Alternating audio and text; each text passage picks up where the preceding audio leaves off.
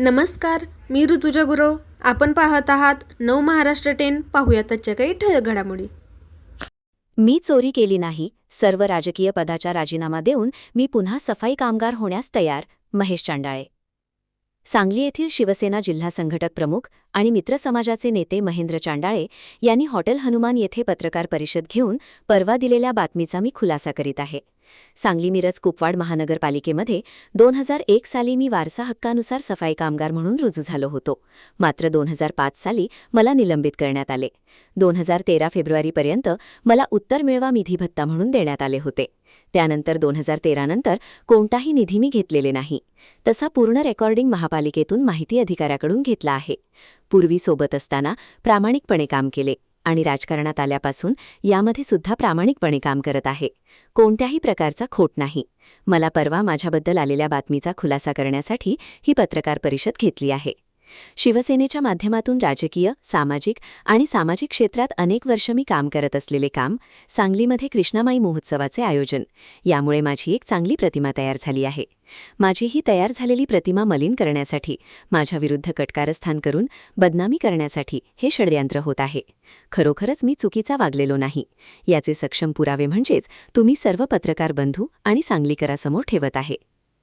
मी महानगरपालिकेत कोणत्याही प्रकारची चोरी केली नाही. सर्व राजकीय पदाचे राजीनामे देऊन मी पुन्हा सफाई कामगार होण्यास तयार आहे. अशी माहिती यावेळी शिवसेना जिल्हा संघटक प्रमुख आणि मित्र समाजाचे नेते महेंद्र चांडाळे यांनी पत्रकार परिषदेत दिली.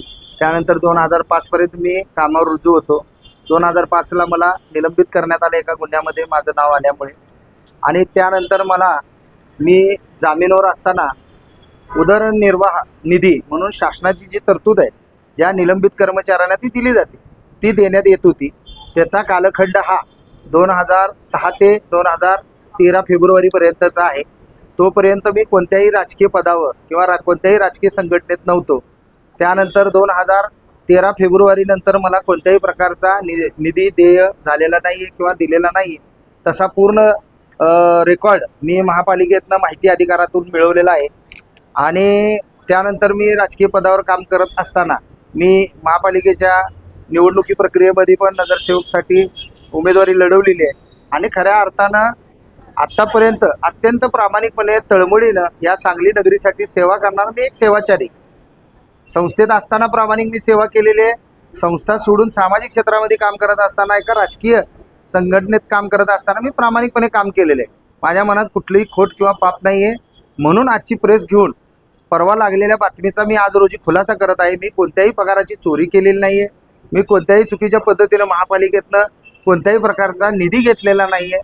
खऱ्या अर्थानं महापालिकेच्या काही आडमुठे धोरणाला मी प्रत्येक वेळी विरोध करून त्या ठिकाणी संघर्ष केलेला आहे. जर मला तिथनं काही मिळत असतं तर कदाचित मी अशा काही गोष्टी केल्या नसत्या.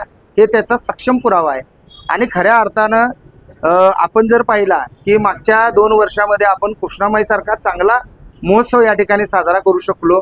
या सगळ्यामुळं माझी झालेली सांगली नगरीतली प्रतिमा पाहता कुणाच्या तरी मनामध्ये द्वेषभावना आली आणि त्याला आधारित हे माझ्या विरुद्ध कटकारस्थान करून माझ्या नावाची बदनामी करण्यासाठी केलं गेलेलं षडयंत्र होतं.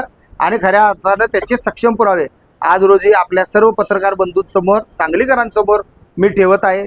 खऱ्या अर्थानं मी काहीही चुकीचं वागलेलो नाही. आणि जर पुढं जाऊन पुढं जर तुम्हाला पुरावा पाहिजे असेल तर या राजकीय पदाचा सुद्धा आज रोजी मी राजीनामा द्यायला तयार आहे. महापालिकेच्या खातेनिहाय चौकशीलाही मी सामोरे जायला तयार आहे.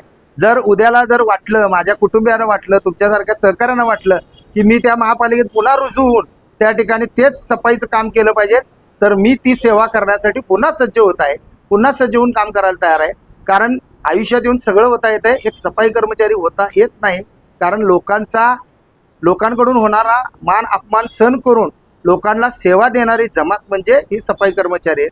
आणि त्याचा जर इतिहास तुम्ही पाहिला तर तुम्हाला मुघल काळापासून तर आत्तापर्यंतचा हिंदुत्वासाठी त्याग करणारा, बलिदान करणारा सगळ्यात मोठा समाज म्हणून हा सफाई कर्मचारी वर्ग आहे. लक्षात घ्या. ज्या त्यावेळी ज्या त्या महान लोकांनी त्याग केला, बलिदान दिलं, त्या लोकांनी थोरत्वाला गेले. परंतु आमच्या पूर्वजांनी त्या काळी हिंदुत्वासाठी केलेला बलिदान ते आज तगायत आम्ही भोगत आहोत. आणि माहीत नाही की पुढं आणि किती भोगावं लागेल. आणि या माध्यमातून मला एक महापालिकेला सांगणं असेल की ज्या पद्धतीनं चुकीच्या वागणाऱ्या सफाई कर्मचाऱ्यांवर तुम्ही ही कारवाई केली त्याच पद्धतीने महापालिकेच्या या कर्मचाऱ्यांच्या विरोधात जे काही चुकीचं आपल्या महापालिकेमध्ये घडतंय त्याच्यावर पण तुम्ही त्वरित कारवाई करावी. कारण ती जी काही स्थावर मालमत्ता ते वापरतात, ते सफाई कर्मचारी क्वार्टर्स म्हणून ज्या ठिकाणी राहत आहेत त्याचा ते घरभाडा स्वरूपात त्यांच्या पगारातून कपात होते आणि परत त्यांच्याकडून घरपट्टीही वसूल केली जाते. ते अत्यंत निंदनीय गोष्ट आहे. कारण एकाच मालमत्तेसाठी दोन दोन प्रकारचे कर घेणे हे कोणत्याही कायद्यामध्ये योग्य नाही आहे आणि त्या लोकांवर होणारे अन्याय, त्याची होणारी आर्थिक पिळवणूक थांबवावी. कारण लाडपागे समितीच्या योजनेचा एकच या ठिकाणी प्रयत्न आहे की ह्या लोकांची सामाजिक, शैक्षणिक आणि आर्थिक उन्नती व्हायला पाहिजे.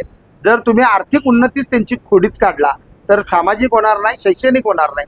खऱ्या अर्थाने या सगळ्यावर आपण योग्य तो निर्णय घ्याल अशी आशा बाळगतो. जय हिंद, जय महाराष्ट्र. नोटिशीला उत्तर देणार विभागीय चौकशी